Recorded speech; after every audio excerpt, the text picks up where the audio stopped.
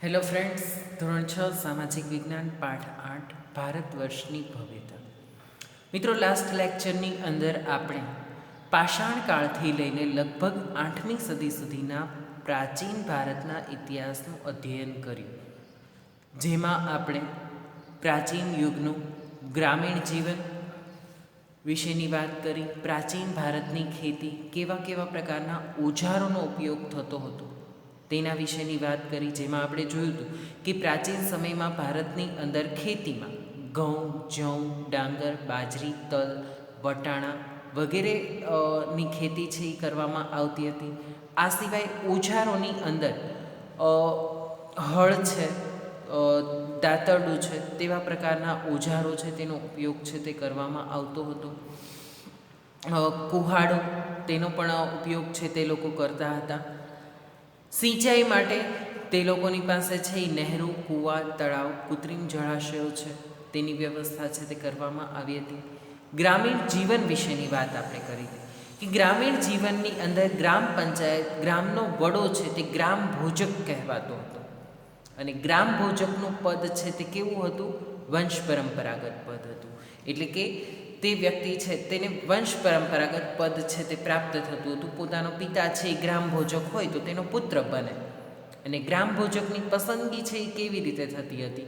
તો ગામની અંદર જેની પાસે સૌથી વધારે જમીન હોય તે વ્યક્તિને શું કહેવાતું? ગ્રામ ભોજક તરીકે છે એ ઓળખવામાં આવતો હતો. ગ્રામ ભોજકની કામગીરી શું રહેતી હતી? તો કે ભાઈ, ગામની કાયદા અને વ્યવસ્થાની જાળવણી કરવાનું. રાજા ગ્રામ ભોજકને સોંપે કે તમારા ગામમાંથી આ પ્રકારે કરવેરા છે તેની ઉઘરાણી કરવાની છે, તો ગ્રામ ભોજક છે તેણે આ પ્રકારની કામગીરી છે તે કરવાની રહેતી હતી. નગર જીવન એટલે કે શહેરોમાં જે લોકો વસવાટ કરતા હતા તેનું જીવન, તો મોટા ભાગના શહેરો 2500 વર્ષ પહેલાં મહાજનપદોની રાજધાની હતા. આપણે આગળના પાઠમાં છે એ મહાજનપદ વિશેની માહિતી છે તે મેળવી છે, જેમાં 16 મહાજનપદો છે તે ભારતમાં છે તે સમયે જોવા મળતા હતા. જેમાં મહાજનપદ અને તેની રાજધાની બંને વિશેની વાત છે એ આપણે કરી હતી. મહાજનપદ અંગ, તેની રાજધાની ચંપા અત્યારના પૂર્વ બિહારમાં આવેલી છે. મહાજનપદ વજ્જી, તેની રાજધાની વૈશાલી ઉત્તર બિહારમાં આવેલી છે. મલ્લ, તેની રાજધાની કુશીનારા, બૌદ્ધની સાથે તે સ્થળ જોડાયેલું છે. ગોરખપુર આસપાસનો પ્રદેશ એટલે કે યુપીમાં આવેલી છે. કાશી, તેની રાજધાની વારાણસી. ત્યાર પછી મગધ, તેની રાજધાની ગિરિવ્રજ રાજગૃહ. કોસલ, તેની રાજધાની અયોધ્યા. વત્સની રાજધાની કૌશાંબી. ચેદીની રાજધાની સુક્તમતી. પંચાલની રાજધાની કાંપિલ્ય. સુરસેનની રાજધાની મથુરા. કુરુની રાજધાની ઇન્દ્રપ્રસ્થ. અશ્મકની રાજધાની પૈંડન્યા. અવંતીની રાજધાની ઉજ્જૈની. મત્સ્યની રાજધાની વિરાટનગર. ગાંધારની રાજધાની તક્ષશિલા અને કંબોજની રાજધાની લાજપુર. આવી 16 મહાજનપદો છે તે અસ્તિત્વ ધરાવતા હતા. મહાજનપદો છે તેની રાજધાની છે તે શું હતું? આ દરેક શહેરો હતા, જેમાં તક્ષશિલા, ઉજ્જૈની, વિરાટનગર, વૈશાલી, આ બધા ખૂબ જ મોટા શહેરો છે તે સમયે જોવા મળતા હતા.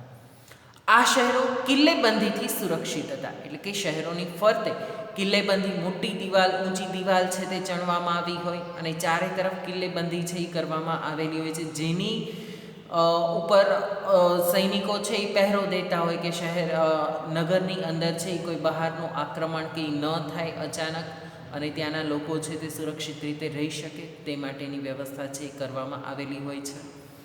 ઘણા શહેરોમાંથી વલયકૂપ પ્રાપ્ત થયા છે. કૂપ એટલે કે કૂવો, જે કૂવા તરીકે ઓળખાતા હતા. આ વલયકૂપનો ઉપયોગ શું થતો હતો? તો કે શૌચાલયની નીક અથવા તો કચરાપેટી માટે તે ઉપયોગમાં લેવામાં આવતો હતો. એટલે ગામનો આખો કચરો છે, ગટર લાઈન છે, તે બધી જ ક્યાં ભેળવવામાં આવતી હતી? વલયકૂપમાં, કૂવાની અંદર છે એ ભેળવવામાં આવતી હતી, કે જેની અંદર ખાળ કૂવા તરીકે તેનો ઉપયોગ થતો હશે. ગ્રામીણ અને નગરના લોકો ખોરાકમાં ઘઉં, જવ, ચોખા, દૂધ, ઘી, ફળફળાદી તથા માંસ માછલીનો ઉપયોગ છે તે કરતા હતા. સમુદ્ર કિનારે અને નદી કિનારે જે લોકો વસવાટ કરતા હોય તે માછલીનો ઉપયોગ અને માંસનો ઉપયોગ પણ શિકારી પ્રવૃત્તિ તરીકે કરીને કરતા હતા. આ ઉપરાંત ખોરાકની અંદર તેઓ ઘઉં, જવ, ચોખા, દૂધ, ઘી, દહીં આ બધાનો ઉપયોગ પણ છે તે કરતા હતા. પુરુષો અને સ્ત્રીઓ સામાન્ય રીતે 2 વસ્ત્રો પહેરતા હતા. શરીરના નીચેના ભાગનું વસ્ત્ર નીવી અને ઉપરના ભાગનું વસ્ત્ર વાસ કહેવાતું હતું. વસ્ત્ર ઉપર અધિવાસ એટલે કે દુપટ્ટા જેવું લપેટવામાં આવતું હતું, તેને અધિવાસ તરીકે ઓળખવામાં આવતું હતું. ત્યાર પછી આપણે જોયું પ્રાચીન ભારતનું ધાર્મિક સાહિત્ય. બરાબર છે, તેના વિશેની પણ આપણે વાત કરી હતી. ધાર્મિક સાહિત્યમાં આપણે 3 ધર્મનું સાહિત્ય છે તેના વિશેની ચર્ચા છે તે કરી હતી. જેમાં હિન્દુ ધર્મની અંદર 4 વેદો લખાયા: ઋગ્વેદ, યજુર્વેદ, સામવેદ અને અથર્વવેદ. આ ઉપરાંત આરણ્યકો, બ્રાહ્મણ ગ્રંથો, ગોપથ બ્રાહ્મણ, બૃહદારણ્યક વગેરે અગત્યના બ્રાહ્મણ ગ્રંથોની પણ રચના છે તે કરવામાં આવી હતી. આ સિવાય 2 મહાકાવ્યો રામાયણ અને મહાભારત, બરાબર છે, તે મહાકાવ્યો છે તેની પણ રચના છે તે થઈ હતી. 108 જેટલા ઉપનિષદો છે તે રચાયા હતા, જે હિન્દુ ધાર્મિક સાહિત્ય છે. ઉપનિષદોમાં કઠ, કેન, પ્રશ્ન, મુંડક, માંડુક્ય, ઈશાવાસ્ય અને છાંદોગ્ય ઉપનિષદો ભારતના તત્વજ્ઞાનના મહાન ગ્રંથો છે. પુરાણોની સંખ્યા 18 જેટલી છે, જેમાં વિષ્ણુ પુરાણ, ગરુડ પુરાણ, વાયુ પુરાણ, મત્સ્ય પુરાણ આ બધા પુરાણો તરીકે છે એ જાણીતા છે. બૌદ્ધ ધર્મનું સાહિત્ય છે તે આપણે જોયું હતું, જેને ત્રિપિટક તરીકે ઓળખવામાં આવે છે. જેમાં 3 પિટક આપણે બૌદ્ધ ધર્મ વિશે જ્યારે ગૌતમ બુદ્ધ વિશે ભણ્યા ત્યારે પણ તેના વિશેની વાત છે એ આપણે કરેલી છે. સુત્ત પિટક, વિનય પિટક અને અભિધમ્મ પિટક, બરાબર છે.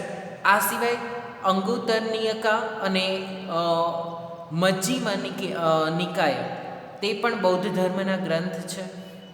નાગસેન દ્વારા મિલિંદ પન્હો એટલે કે મિલિંદને જે કોઈ પ્રશ્ન હતા, આ મિલિંદ પન્હો ગ્રંથ છે તે ગ્રંથની રચના એવી રીતે કરવામાં આવી છે કે મિલિંદને જે કોઈ પ્રશ્ન હતા સંવાદના સ્વરૂપમાં છે. કેમ વિદ્યાર્થી મિત્રો, તમે મને પ્રશ્ન પૂછતા હોય અને હું તમને જવાબ આપતો હોય, તે પ્રકારે છે આ ગ્રંથની રચના છે. મિલિંદ પન્હો ગ્રંથની રચના છે તે કરવામાં આવેલી છે. જૈન ગ્રંથોને આગમ કહેવામાં આવતા હતા. આ ગ્રંથો આગમ કહેવામાં આવે છે. એટલે 3 ગ્રંથો વિશેની વાત, 3 ધર્મના અલગ અલગ ગ્રંથો વિશેની વાત આપણે કરી. આગમ ગ્રંથોની સંખ્યા કેટલી છે? તો કે 12 આગમ ગ્રંથો છે. જૈન ધર્મનું પ્રાચીન સાહિત્ય 14 પર્વ અને 12 અંગમાં વહેંચાયેલું છે. મુખ્ય આગમોમાં આચાર અંગ અને વૈતાલિક દશાવૈતાલિક સૂત્ર અગત્યના છે. ધર્મેતર સાહિત્ય એટલે ધાર્મિક સાહિત્ય, જેમ આપણે જોયું તે સાહિત્ય છે ને શેના વિશે લખવામાં આવેલું હોય? ધાર્મિક સાહિત્ય તો કે ધર્મ વિશેની વાત તેમાં કરવામાં આવી હોય. આપણા દેવી દેવતાઓ છે, તેવી જ રીતે બૌદ્ધ ધર્મમાં ગૌતમ બુદ્ધ વિશેની વાત હોય છે. બૌદ્ધ ધર્મના નીતિ નિયમો વિશેની વાત હોય છે. જૈન ધર્મમાં મહાવીર સ્વામી, તેના ધર્મના નીતિ નિયમો એના વિશેની વાત હોય છે. હિન્દુ ધર્મના સાહિત્ય છે, બરાબર છે, ધાર્મિક સાહિત્ય તો રામાયણ, મહાભારત, તેમાં ધર્મ વિશેની વાત કરવામાં આવેલી છે. આ ઉપરાંત ઋગ્વેદ, યજુર્વેદ, અથર્વવેદ, સામવેદ, જેમાં યજ્ઞો કેવી રીતે કરવા, કેવી રીતે પ્રાર્થના ગાવી, કેવી રીતે પ્રાર્થના કરવી, ઈશ્વરને ખુશ કરવા માટે શું કરી શકાય, આ દરેક વિશેની વાત છે તે ધાર્મિક સાહિત્યની અંદર છે એ કરવામાં આવી હોય છે. ધર્મેતર સાહિત્ય એટલે કેવું સાહિત્ય? તો કે ધર્મ સિવાયની જે બાબતો લખવામાં આવેલી હોય તેને કેવું સાહિત્ય કહેવાય? ધર્મેતર સાહિત્ય કહેવામાં આવે છે. ધાર્મિક સાહિત્ય અને ધર્મેતર સાહિત્ય. ધર્મ સિવાયની જે અન્ય સાહિત્ય, જેમાં છે એ સ્ટોરીઝ લખવામાં આવેલી હોય, સમાજ ઉપરની વાત કરવામાં આવેલી હોય. તમે ઘણા ધાર્મિક સાહિત્ય છે એ વાંચેલા હશે, તેવી જ રીતે તમે ઘણી સ્ટોરી બુક પણ વાંચેલી હશે, બરાબર છે. તો એ સાહિત્ય છે એ કેવું સાહિત્ય કહેવાય? ધર્મેતર સાહિત્ય. ધર્મ સિવાયનું, ધર્મથી ઈતર, બરાબર છે, જેમાં સમાજની કેટલીક પ્રેમ કથાઓ વિશેની લખવામાં આવેલી હોય, સમાજ ઉપર સાંસારિક કથાઓ છે એ લખવામાં આવેલી હોય. આ બધું જે સાહિત્યની રચના થયેલી છે તેને ધર્મેતર સાહિત્ય તરીકે ઓળખવામાં આવે છે. તો ધર્મેતર સાહિત્ય જેની વિષય વસ્તુ ધર્મની બહાર છે તેવા સાહિત્યને ધર્મેતર સાહિત્ય તરીકે ઓળખાય છે. તેમાં મોટે ભાગે કાવ્યો, નાટકો, પ્રશસ્તિઓ, વ્યાકરણ ગ્રંથો અને સ્મૃતિઓનો સમાવેશ થાય છે. કાવ્ય તમે કવિતાઓ ભણો છો, બરાબર છે કે મીઠા મધુ ને મીઠા મેહુલા રે લોલ, એથી મીઠી છે મોરી માત રે, જનનીની જોડ સખી નહીં ચડે રે. તો એ શું છે? કવિતા છે, બરાબર છે. પછી તમે નાટકો પણ ભણતા હશો, બરાબર છે. પ્રશસ્તિઓ, વ્યાકરણ ગ્રંથો કે જેની અંદર વ્યાકરણ, આનો સમાનાર્થી આવો થાય, આનો અર્થ આ થાય, બરાબર છે. તો આવા વ્યાકરણ ગ્રંથો, સ્મૃતિઓ એટલે કે યાદ રાખવા જેવા જે ગ્રંથો છે, કંઠસ્થ કરવા જેવા, બરાબર છે. સ્મૃતિઓ એ ભારતના કાયદા ગ્રંથો છે જેની અંદર નિયમો લખવામાં આવેલા છે. નિયમો હંમેશા આપણને યાદ હોવા જોઈએ. તો આવી સ્મૃતિઓ વિશેની વાત છે તે પણ સ્મૃતિ ગ્રંથોમાં કરવામાં આવેલી છે, જેની અંદર મનુ દ્વારા રચવામાં આવેલ છે તે મનુસ્મૃતિ, મહર્ષિ મનુએ જે રચેલો છે તે ગ્રંથ, નારદ દ્વારા રચવામાં આવેલો ગ્રંથ નારદ સ્મૃતિ, યાજ્ઞવલ્ક ઋષિ દ્વારા રચવામાં આવેલો ગ્રંથ છે તે વલ્કસ્ય સ્મૃતિ, કૌટિલ્યનું અર્થશાસ્ત્ર, ચાણક્ય, વિષ્ણુગુપ્ત ચાણક્ય દ્વારા જે અર્થશાસ્ત્ર લખવામાં આવેલું છે કે રાજ્યની અંદર રાજા માટે કેવા નિયમો હોવા જોઈએ, તેના પ્રધાનો માટે કેવા નિયમો હોવા જોઈએ, પ્રજા માટે કેવા નિયમો હોવા જોઈએ, કોઈ પણ વ્યક્તિથી ગુનાહિત કૃત્ય થાય તો તેના માટેના કેવા પ્રકારના નિયમો છે તે હોવા જોઈએ. આ દરેક વિષયની વાત છે એ શેમાં કરવામાં આવેલી છે? અર્થશાસ્ત્રમાં, કૌટિલ્યના અર્થશાસ્ત્રની અંદર. તો ટૂંકમાં તમને સમજાયું ને કે ધર્મેતર સાહિત્ય એટલે ધર્મ સિવાયનું જે કોઈ સાહિત્ય પ્રાચીન સમયમાં લખવામાં આવેલું હતું તે સાહિત્યને આપણે ધર્મેતર સાહિત્ય તરીકે ઓળખીએ છીએ. પ્રાચીન ભારતમાં મોટા પ્રમાણમાં નાટકો અને કાવ્યોની રચના પણ થઈ હતી. જે નાટકો સ્ટેજ ઉપર ભજવવામાં આવતા હોય છે તેવા પ્રકારના નાટકો અને કાવ્યો પણ લખવામાં આવેલા હતા, જેમાં મહાકવિ ભાસ, કાલિદાસ, શુદ્રક, ભારવી આ બધા લેખકો, નાટકકારો છે કે જેને નાટકો લખેલા છે, બરાબર છે. તો કાલિદાસ, ભાસ, શુદ્રક, ભારવી જેવા મહાન સાહિત્યકારોનો સમાવેશ થાય છે. આવા અગત્યના નાટકોમાં અભિજ્ઞાન શાકુંતલમ જે નાટકનું નામ છે, રઘુવંશમ, મેઘદૂતમ, કિરાર્તજુર્નિયમ, સ્વપ્નવાસદત્તમ અને મુચ્છકટિકમ વગેરેનો સમાવેશ થાય છે. ભારતમાં એક વિશિષ્ટ સાહિત્ય જેને સંગમ સાહિત્ય તરીકે કહેવામાં આવે છે તેની પણ રચના થઈ ઈસવીસનની પ્રથમ 3 સદીઓમાં. સદી એટલે કેટલો સમયગાળો મિત્રો? 100 વર્ષનો સમયગાળો. ઈસવીસનની પ્રથમ 3 સદી એટલે કેટલો સમયગાળો થયો? તો કે 100, 200 અને 300 સુધીનો જે સમયગાળો છે 300 વર્ષનો, તે જેમાં મદુરાઈમાં સંગમ સભા, સંગમ એટલે કે સભા, જેની અંદર લેખકો છે તે બધા જ એકત્રિત થાય અને પોતપોતાની રચનાઓ વિશેની વાત છે એ તેમાં કરતા હોય છે. 1600 જેટલા લોકકવિઓ અને વીર કાવ્યોની રચના કરી. આ સાહિત્યમાં શીલપત્તિકારમ અને મણિમેખલાએ ખૂબ જ અગત્યના છે. સંસ્કૃત ભાષામાં સર્વશ્રેષ્ઠ વ્યાકરણ ગ્રંથ પાણિનીનું અષ્ટાધ્યાયી જે 8 ભાગમાં વિભાજિત છે અને સંસ્કૃત સાહિત્યનું સર્વપ્રથમ વ્યાકરણ ગ્રંથ તરીકે આ ગ્રંથ પ્રખ્યાત છે, બરાબર છે. તો સંસ્કૃત સાહિત્યનો સર્વશ્રેષ્ઠ વ્યાકરણ ગ્રંથ કયો છે તેવો પ્રશ્ન તમને પૂછાય તો તમારે તેના જવાબમાં લખવાનું છે પાણિનીનું અષ્ટાધ્યાયી, બરાબર છે. પાણિની દ્વારા, મહર્ષિ પાણિની દ્વારા આ ગ્રંથની રચના કરવામાં આવેલી છે, જે ઈસવીસન પૂર્વે 5મી સદીમાં રચાયું હતું. એટલે કે અત્યારે 2021 છે તો ઈસવીસન પૂર્વે 5મી સદી એટલે 2000 વર્ષ પહેલાં, 500 વર્ષ પહેલાં, બરાબર છે. એટલે 2521 વર્ષ પહેલાં જે ગ્રંથ રચાયો છે તે કયો ગ્રંથ? અષ્ટાધ્યાયી. તેના રચયિતા પાણિની. ઈસવીસન પૂર્વેની 5મી સદીમાં આ ગ્રંથની રચના થયેલી છે. ભારતના ઇતિહાસમાં મૌર્ય સામ્રાજ્યના વહીવટી તંત્રનો તથા બૌદ્ધ ધર્મના નૈતિક નિયમો વિશે માહિતી આપે છે. ગુપ્તકાળમાં પ્રશસ્તિ કાવ્યો અને ગ્રંથોનો ઘણો વિકાસ થયો. સમુદ્રગુપ્તની પ્રયાગ પ્રશસ્તિના લેખક હરિશેણ હતા અને ઉદયગીરીની ચંદ્રગુપ્ત દ્વિતીયની પ્રશસ્તિના લેખક વીરસેન સાબા હતા. બાણે હર્ષચરિતમાં હર્ષની પ્રશસ્તિ કરી છે, જેના વિશે આપણે પહેલા પાઠની અંદર છે એ વાત કરી હતી કે હર્ષચરિત સમ્રાટ હર્ષવર્ધનનું જીવન, હર્ષના દરબારમાં બાણભટ્ટ છે તે સાહિત્યકાર તરીકે બેસતા હતા અને તેણે સમ્રાટ હર્ષવર્ધનના જીવન ઉપર જે ગ્રંથ લખેલો છે તે હર્ષચરિત તરીકે ઓળખવામાં આવે છે. તે પ્રકારનો ગ્રંથની રચના છે તેણે કરેલી છે. આ સિવાય સાહિત્યની રચના થઈ તેમાં વિદેશી મુસાફરોના વર્ણનો. મિત્રો, વિદેશી મુસાફરોના વર્ણનો છે તે પણ પ્રાચીન ભારત વિશેની માહિતી આપણને આપે છે.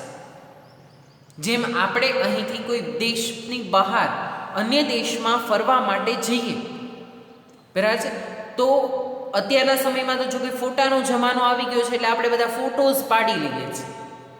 પણ પ્રાચીન સમયમાં શું કરતા હતા લોકો, તો કે તેને યાદ રાખવા માટે તે સ્થળ વિશેની માહિતી છે તે બધી શું કરતા હતા, તેની નોંધ પોથીમાં નોંધ કરતા હતા, લખતા હતા. તમે અહેવાલ લખો ને એ પ્રમાણે કે ભાઈ અમે આ સ્થળે પહોંચ્યા હતા, ત્યાં આવા પ્રકારના માણસો અમે જોયા, તેનો પહેરવેશ આવા પ્રકારનો હતો, તે રાજ્યની અંદર તે વિસ્તારની અંદર આવા પ્રકારના નીતિ નિયમો હતા, આવી રીતે લોકોના ખાનપાન હતા, આવું ખાતા હતા, આ પીતા હતા, બરાબર છે. એ બધા વિશેની માહિતી છે તે વિદેશી મુસાફરો જ્યારે ભારતમાં ફરવા માટે આવતા હતા, બરાબર છે, તો તેઓની નોંધ પોથીમાંથી પણ આપણને આ દરેક માહિતી છે એ પ્રાપ્ત થઈ છે.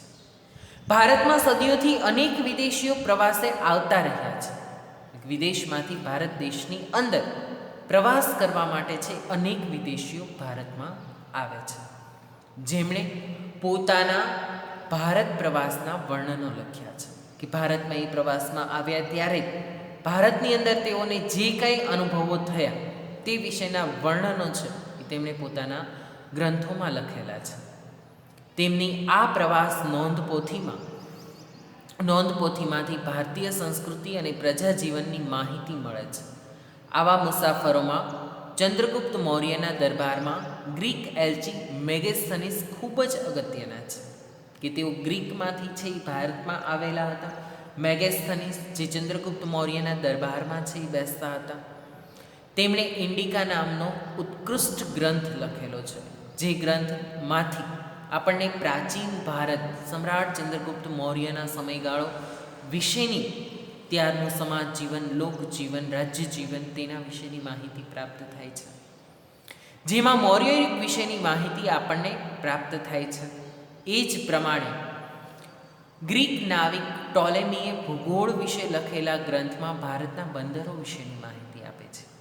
ટોલેમી તે નાવિક હતો, એટલે તેણે ભારતના બંદરો વિશેની માહિતી છે તે આપી છે. દરિયા કિનારે, કારણ કે એ આવતો હોય તો દરિયા કિનારે બંદરો છે ત્યાંથી કેવી રીતે વ્યાપાર છે તે કરવામાં આવતો હતો, તે દરેક વિશેની માહિતી છે એ ટોલેમીએ તેમાં લખેલી છે. ચંદ્રગુપ્ત દ્વિતીયના સમયમાં આવેલા ચીનના મુસાફર ફાહિયાને અને સમ્રાટ હર્ષવર્ધનના સમયમાં આવેલા ચીની મુસાફર યુઅન શ્વાંગે તાત્કાલિક ભારતીય સમાજ જીવનના શાસકો અને સંસ્કૃતિનું અદ્ભુત ચિત્રણ કરેલું છે કે તેમણે પણ ભારતીય સંસ્કૃતિ વિશેની વાત છે તે પોતાના ગ્રંથ, પોતે જ્યારે ભારતમાં આવેલા હોય ત્યારે તેણે પોતાના ગ્રંથ વિશેની પોતાના ગ્રંથની અંદર ભારત વિશેની વાત છે તે કરી છે. ત્યાર પછી વેપારીઓ, નવા માર્ગ. ભારત છે તે પ્રાચીન સમયથી જ વેપાર વાણિજ્ય માટે ખૂબ જ વિશ્વ પ્રસિદ્ધ દેશ છે અને વિદેશમાંથી લોકો છે તે વેપાર, કારણ કે ભારત ખૂબ જ સુખી દેશ હતો એટલે અન્ય દેશમાંથી લોકો છે વેપાર કરવા માટે પણ ભારતમાં આવતા હતા. આ લોકો કેવી રીતે ભારતની અંદર છે તે વ્યાપાર કરતા હતા તેના વિશેની વાત જોઈએ, કારણ કે વેપાર કરવા માટે તેણે નવા નવા રસ્તાઓ છે ભારતમાં આવવાના ગોતવા પડતા હતા. કારણ કે ત્યારે છે એ આવી ગૂગલની ને એવી કોઈ સિસ્ટમ છે તે ન હતી. તેના કારણે તેઓ પોતાની રીતે જ રસ્તાઓ છે તે ગોતીને ભારત દેશની અંદર છે તે આવતા હતા. પ્રાચીન સમયમાં ભારત વિવિધ ચીજવસ્તુઓ તેમજ વિદેશો સાથે વેપાર વાણિજ્યમાં મોખરે હતું. મોખરે એટલે આગળ પડતું હતું. વેપારના કારણે ભારતની આર્થિક સમૃદ્ધિ શિખરે હતી. દેશ વિદેશના સાથેનો ખૂબ જ આર્થિક રીતે સમૃદ્ધ હતો. કેમ? ભારતને સોને કી ચીડિયા, બરાબર. એટલે અત્યંત સમૃદ્ધ દેશ છે તે આપણા દેશને ગણવામાં આવતો હતો કે ભારત દેશ છે તે ખૂબ જ સુખી દેશ છે અને એટલા માટે આપણે ભારતમાં જઈએ, ત્યાં જઈને વેપાર કરીએ. અત્યારે કેમ આપણે ઈચ્છીએ છીએ કે અમેરિકા ખૂબ જ સુખી દેશ છે, વિકસિત રાષ્ટ્ર છે, તો આપણે ત્યાં જઈને વસવાટ કરીએ, કારણ કે ત્યાં રૂપિયા વધારે છે, ત્યાં ફેસિલિટીઝ વધારે પ્રાપ્ત થાય છે આપણને, તો ત્યાં જઈને વસવાટ કરશું તો આપણો પણ વિકાસ સારો થશે. તેવી રીતે પ્રાચીન સમયમાં ભારતની પણ આ પ્રકારે ગણના કરવામાં આવતી હતી. દેશ વિદેશ સાથેનો વેપાર જમીન માર્ગે અને સમુદ્ર માર્ગે થતો હતો. લોથલ હડપ્પીય સંસ્કૃતિનું મોટું બંદર હતું. લોથલમાં બંદરની ગોદી એટલે કે ડોકયાર્ડ, વહાણના ધક્કા અને વખારના અવશેષો મળ્યા છે, જે દરિયાઈ વાહન વ્યવહારની માહિતી આપે છે કે દરિયાઈ વાહન વ્યવહાર, દરિયાઈ માર્ગે કેવી રીતે વાહન વ્યવહાર. ડોકયાર્ડ ગોદી, જ્યાં વહાણ લંગારવામાં આવે છે, બરાબર છે, તે સ્થળ કે જ્યાં છે વહાણ પાર્ક કરવામાં, તમારી ભાષામાં કહીએ તો, બરાબર છે. તો સમુદ્ર કિનારે છે આ પ્રકારનો ધક્કો છે એ મૂકવામાં આવેલો કે જ્યાં વહાણ છે એ રાખવામાં આવે, પછી તેની ઉપર તે માલ સામાન છે તે ચડાવવામાં આવે અને પછી દરિયાઈ માર્ગે તે વહાણ બીજા દેશમાં જાય. તો લોથલમાંથી છે આપણને આ પ્રકારના ડોકયાર્ડ છે તે પ્રાપ્ત થયેલા છે. તેનાથી આપણને ખ્યાલ આવે છે કે પ્રાચીન ભારતમાં સમુદ્ર માર્ગે વેપાર કરવા માટે લોકો છે તે આવતા હશે અને ભારતમાંથી પણ વિવિધ ચીજવસ્તુઓ છે તે વિદેશમાં જતી હશે. લોથલના લોકો માટી કામના વિવિધ ઘાટના વાસણો અને વિવિધ પ્રકારના દાગીના બનાવતા. લોથલમાં જે લોકો વસવાટ, લોથલ શહેર છે અમદાવાદ જિલ્લાના ધોળકા તાલુકામાં, અમદાવાદ ભાવનગર હાઈવે ઉપર ધોળકા તાલુકામાં છે આ શહેર આવેલું છે. અને પ્રાચીન ભારતના જે ગામ પ્રાપ્ત થયેલા છે, હડપ્પા, મોહેંજો-દડો, લોથલ, તેમાં લોથલની ગણના છે તે કરવામાં આવે છે. ત્યાંના લોકો છે તેઓ આજથી હજારો વર્ષ પહેલાં વિવિધ પ્રકારના માટીના વાસણો અને દાગીના એટલે કે ઘરેણાઓ છે તે બનાવતા હતા. સેલખડી, છીપ અને હાથી દાંતની બનાવેલ મણકાઓનો વેપાર થતો હતો. ભારતના મરી મસાલા અને કિંમતી પથ્થરોની વિશેષ માંગ રહેતી હતી વિદેશમાં.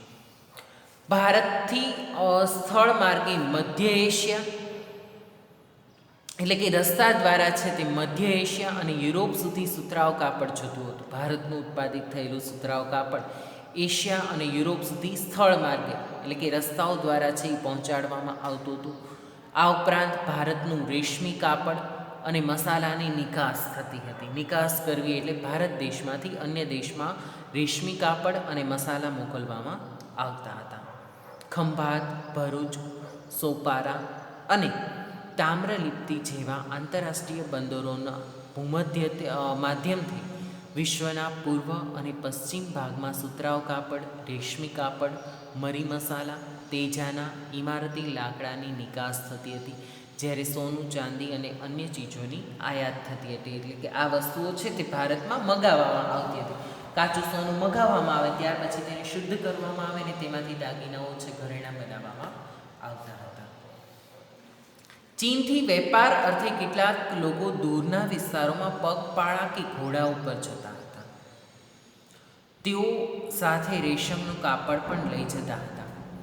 તેઓ જે માર્ગે મુસાફરી કરતા હતા તેને રેશમ માર્ગ તરીકે જાણીતો બન્યો હતો. મુખ્યત્વે ચીન, ભારત, ઈરાન, અરબસ્તાન, ગ્રીક અને રોમના વેપારીઓ વેપાર માર્ગ સાથે સંકળાયેલા હતા. એટલે કે એક દેશમાંથી બીજા દેશમાં વેપાર કરવા આવતા જતા હતા.